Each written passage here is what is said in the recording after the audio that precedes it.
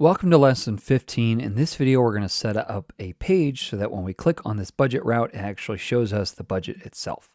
Now to start with, we've already got it linked up here. We need to add this over in our route kind of browser router list. And we've done this inside of an object. You can see that for each of them, we simply have a path and then an element, a loader, all this kind of stuff. So these are all children under the main route. Let's go ahead and just add another one. And inside here, we're going to say budget. Except in this case, what I want is a budget, and then I want some kind of like dynamic variable. So this is called a route parameter, and as long as you prefix it with a colon, it understands that whatever you're passing in here should be dynamic. So you can pass in budget slash whatever, and it will pass it in as that param of ID. Now for now, let's go ahead and comment out all of these right here, and I want to add in a budget page. Now, this doesn't yet exist, so let's come over here, and inside pages, we're going to add budget page.jsx. Then once again, we're going to just return out here this budget page. And now let's backspace and see if it'll import for us, and it does. I'm not seeing it here though, so let's go ahead and just copy this one down and change this out to budget page. All right, I'll close that down, and now if I click over here, it should actually go to a route. You can see how it does. It just says budget page. Now notice it says budget, and then right here it has its UUID. So whatever its unique identifier is, that's what the kind of custom route is for this. I did that in part because I'm not checking if they've named the budgets the exact same way, which is probably something you'd want to do. Then you could list it like that, like budget slash groceries or whatever, but in this case, I'm just using the UUID. Of course, we want this to be dynamic, and we can make it dynamic based on this route parameter that's been passed in. So let me open back up this budget page, and over here, we're going to add a loader. And this loader is going to kind of have some superpowers where it's going to look at that route parameter. So here, this is going to be an async function, and we'll call it budget loader. And in this case, what it's going to do is take in params. So it'll take in any params that are passed to this page. Now we've written a helper function that can help us get all matching items. In this case, it should just be one that matches this param, but I'm just going to say constant budget. And that one was await get all matching items. That pulls in from the helpers up top. And if I look in here, the IntelliSense is telling me I've got a category, a key, and a value. Well, I always know that this category should be budgets, right? Because it's going to be a budget. The key I want to look at is the ID of the budget, and I want to know if it matches this value. And in this case, I'm going to look at the params dot, and what should I call this thing? Well, if I go back to my app, you'll notice that I added in the param here as an ID. So I need to name it whatever I've named it there. So if I named it pizza, I got to name it pizza here. All right. So route.id or params.id is what I'm going to name it since I called it :ID. Now in this case, remember this gives me an array back, so I just want to get the first thing off of the array, so I'll do the 0 index. And next I want to come down here and return here my budget. All right, so there we go, and now how do I get this in from the loader? Well, remember I can say const, and I'm going to destructure the budget from this custom hook use loader data. This should pull on up top here, and it does. Let's make this a little cleaner, so React router DOM imports and helpers. Now, even though we've written this here, we have yet to add it to our app. So let's go ahead and do that. And here I'll say budget loader. And that should have pulled that in up top here. Let's just double check that it did. Budget page and budget loader. Okay, cool. So I've got this set. Now, if I come over here and I click on this, it'll still just say budget page, but I actually have access to the budget right here. So why don't we go ahead and update this to be something like budget.name. So if I save it here, there we go. The budget.name is showing. Now, there's one thing we need to think about, and that is what happens if I pass in something that does not exist. Well, right now it just gives this ugly error. Wouldn't it be nice if I actually said something more specific here? Well, I can do that, so let's go ahead and do that right here. So I can check and say if there is no budget, so if I get undefined or a null, then I can throw a new error. So throw new error, and the custom message I want to send along is the budget you're trying to find doesn't exist. So now it tells me the budget I'm trying to find doesn't exist. Now, if you remember how this error element works, you'll see that we've got one on the dashboard itself, and then we've also got one, let's see, up top here. However, if I want this to be for kind of embedded in this section where this belongs, I need to also add it down below here. So I'm going to add it in right here, which also means I should probably add it in for the expenses as well. So I can just use this all throughout. Now this, I don't actually have an element showing, so it shouldn't be a problem here.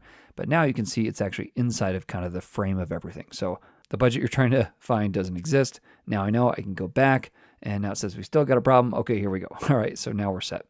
So if I come back in here and click on this, now I should see groceries. If for some reason I go to a budget that doesn't exist, now I'm getting this here. Now let's go ahead and build out this budget page a little bit more because we want it to say more than just the name of the budget. So the first thing I'm going to do is add a class on the kind of surrounding div called grid large. And then inside here, I'm going to have an H1, and this will actually have a class of H2. So it'll be a little bit smaller than a normal H1, but semantically still an H1. I'll have a span in here with a class of accent, and this will now read budget.name and just overview. So like groceries overview. Now below this H1, I'm going to have another container, and this will be a flex container. So flex large. And here I want two things. First of all, I want my budget item. That's something we created before and showed on the home page. This takes in one thing, and that is a budget. And this should be my budget. So there I get the overview. And now I also want to show the expense form. So add expense form. And here's the benefit of building out all those components is now we get access to them. Now you might remember this expense form takes in some budgets.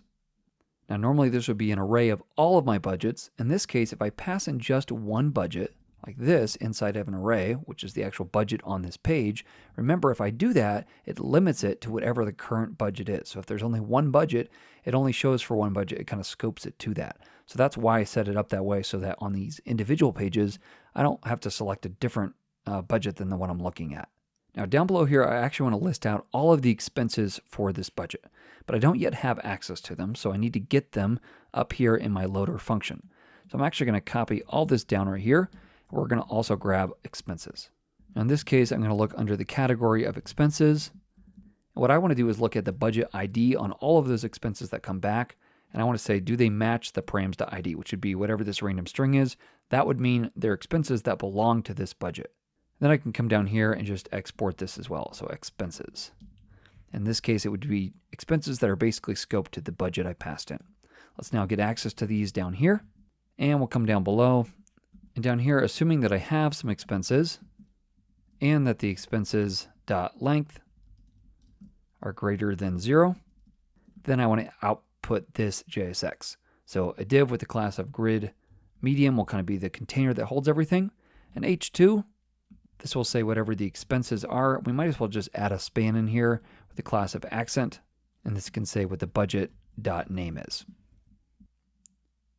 And then finally, I'll add in my table component that we've already created. And here I want my expenses to be here. And I'll just pass in my expenses and close this off. Now, assuming that that pulled in up top here, let's just double check.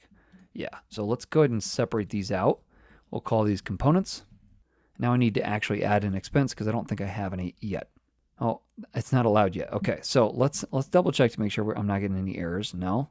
It does look like I have some expenses. Let's just double check down here. Yeah, I do, but it's not showing down here. So let's just double check that we've done this all correctly.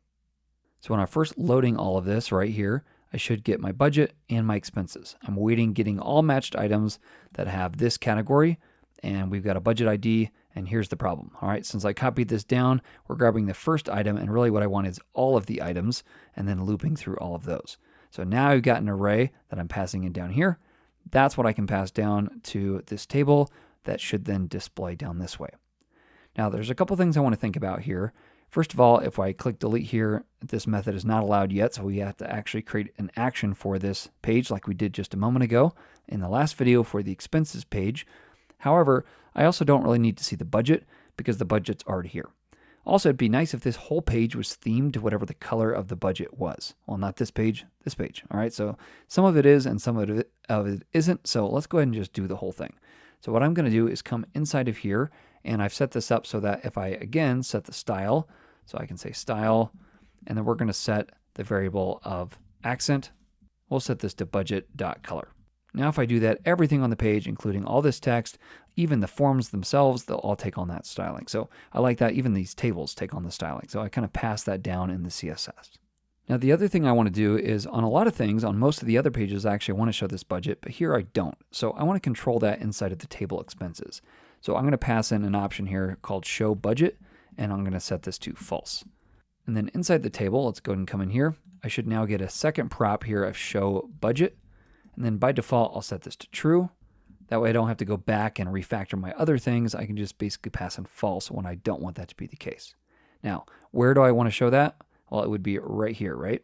And here I want to replace this with a ternary that says show budget. If that's true, then go ahead and show the budget. Otherwise, just pass along an empty string. So you can see already that this header disappeared because now I'm passing along an empty string since I've now said show budget should be false just on these pages.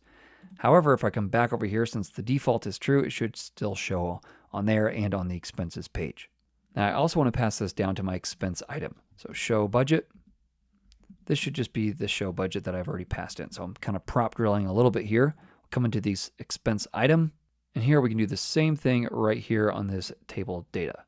So we'll just surround this and say that if show budget is true, then go ahead and I'll wrap this in parentheses here, show all this stuff. And let's see, I think I added this a little early. There we go. Okay, so now if I save that and I pull in show budget up here, show budget. Now on this one, it doesn't show and the whole column is gone because I've got an empty header row and then nothing in that column. But if I come back over this way, I get the budget and I get the actual button that shows up. Now the other thing we need to handle is this right here. So how do we delete items? Well, remember it's going to submit to this page by default. That's how we set up this expense item. Right down here, you can see there's no action, so it should just submit to whatever page it's on, which means I need to handle it over in this page. Now we've got an expenses page right over here where we just had to do the exact same thing. So let's go ahead and just copy this out and we'll use this action over on the budget page. So I'll come up top here. I don't yet have an action. I just have my loader. So let's go ahead and come below the loader. Now we'll add in an action. We'll call this budget action. We're good with all of this. We don't yet have delete item in, so let's make sure we grab that. The other way, by the way, besides deleting and going forward, is you can just hit the control and spacebar and it should show you any autocomplete things as well. Same thing with toast. I need to do the same thing, pull that in as well. I think all the rest of these should work. Should still say expense deleted, so that should work just fine. Let me come up top and just make sure we've got everything organized here. Helpers are here. Let's just add this in as a library and we should be set. Now I still need to add this to my app. So let's do that. And here we'll simply say budget loader and that should pull in when I hit enter. Let's just double check. Budget loader right there. Good. And then I also need, nope, I already had that. So budget action. And now let's double check budget action. Okay. So now if I come over here on the actual groceries overview page, budget / whatever the ID is, I should be able to click here and now it deletes it. Perfect. And it keeps me on that same page. All right. If I come back over here, let's add another something. We'll add it here. Maybe we'll add a couple things just to make sure that all of our pages are still working properly. And then what I can do is delete one right here. Maybe I'll go to the expenses page manually, expenses like this, delete another one right here. Then I'll go into my groceries overview right here, and we'll delete another one right here. Now we also have not handled this either. So if I came in here and I started to try to add something, you're going to see we've got a problem. So let's go ahead and do the same thing there. So let me come up to the dashboard because I think that's where we already had that, right? Not a new user. We're not creating a budget. We're creating an expense. So I'm going to grab all this out and we can kind of duplicate this. This is where you might want to start extracting some of these because we're kind of duplicating some of this code, but I prefer to kind of keep all the action for a given route on that route, so I'm not looking around for it constantly. So whether you're importing it or however you want to handle that, that's kind of how I tend to do it. So we've got this action here where you can delete the expense. The other thing we can do is create an expense. In this case, the new budget amount, even though it's hidden, should still be set to this value. All this should still work. So let's see if this works. So if I come over here, let's go inside of this. Oh, we don't have a way to get to it yet. So let's come in here. We've got to add that next. I'll come in here and click groceries. Now I should be able to add another one like this.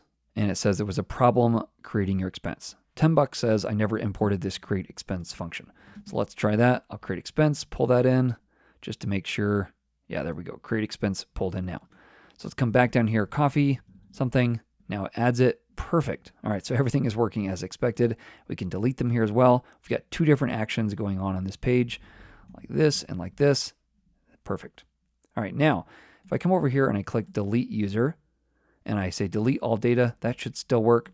Come in here, add this person's name. Perfect. Groceries. So we're getting really far along. The only thing we need to do is now have some kind of way to click into the groceries budget directly here. So that's another thing we need to worry about. When I click into here, if I go to the kind of final page with this View Details button, now I want this to change to a Delete Budget, because I also want to be able to delete a budget only from the budget overview page. So once I'm viewing an entire budget, that's when I can delete it. But once again, I should get a scary message like this. You're going to permanently delete this budget. All right, and then I could click OK or cancel it and jump out of that. Now here, I'm not actually checking on these. I'm just deleting them as soon as I want to. You could do the same kind of check that we've done up top here, and the same kind of check we'll do on this delete if you like to. But I didn't do that because I figured you might want to quickly delete these, and it was a nice way to kind of vary the different forms on here. So in the next video, we'll add these buttons where we can jump in and out of the different budgets, delete them, and handle all that logic.